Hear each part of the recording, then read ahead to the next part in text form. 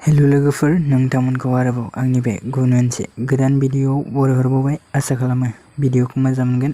भिडिअ'खौ जुदि मोजां मोनोब्ला अन्नानै चेनेलखौ साबस्क्राइब आरो लाइक खालामना खाथियावनो थानाय बेलनि आइकनखौबो अलाव प्रेस खालामना ला, जाहाथे आंनि गोदान भिडिअ'नि नटिफिकेसनफोरा नोंथांनाव सिगांग्रो मोनहैयो। भिडिअ'फोरा माबा मोनसे गोरोन्थिफोर जायोब्ला नोंथांमोना निमाहा होगोन होनना आसा खालामनाय थाबाय।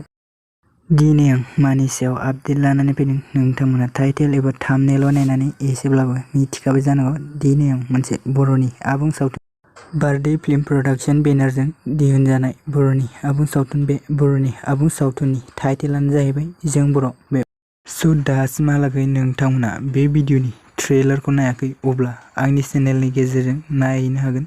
बे भिडिअ'नि ट्रेलारखौ MB फिल्म प्रडाक्शनाव आपल'ड खालामनाय जादों। आसा खालामो नोंथांमोना भिडिअ'खौ अनसायगोन। भिडिअ'खौ सोर सोर नायनो एक्साइटेड जानानै दं कमेन्ट बक्सआव फोरमायहरबानो जाबाय। आंबो नायनो एक्साइटेड जाना दं। बे जों बर' आबुं सावथुनाव बर'नि गोबां आर्टिस्टफोरखौ फाव खालामनाय नोंथांमोनहा नुनो मोनगोन।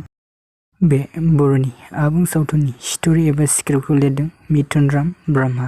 डाइरेक्सनखौ खालामदों नायस्रां गयारी। बे बर'नि थै आबुं सावथुनाव नोंथांमोना बर'फोरनि गोबां मुंदांखा आर्टिस्टफोरनि फाव खालामनायखौ नुनो मोनगोन। बिसोर जाबाय मोक्तां, मिथुनराम, रिंकि, फैला, मेन्डेला, अनिल, प्रेक्टिकेल, राजाश्री, दांखोलोदो एबा गुणमती, अबिनाश, प्रबिन, मिजिं आरो कृष्ण। बे आबुं सावथुननि सिंगारफोरानो जादों निथामनि, उत्तम आरो सिमांसा बड'सा। भिडिअ'खौ बेखिनिसिम नायनायनि थाखाय नोंथांमोननिसिम रोजा रोजा साबायखर थाबाय।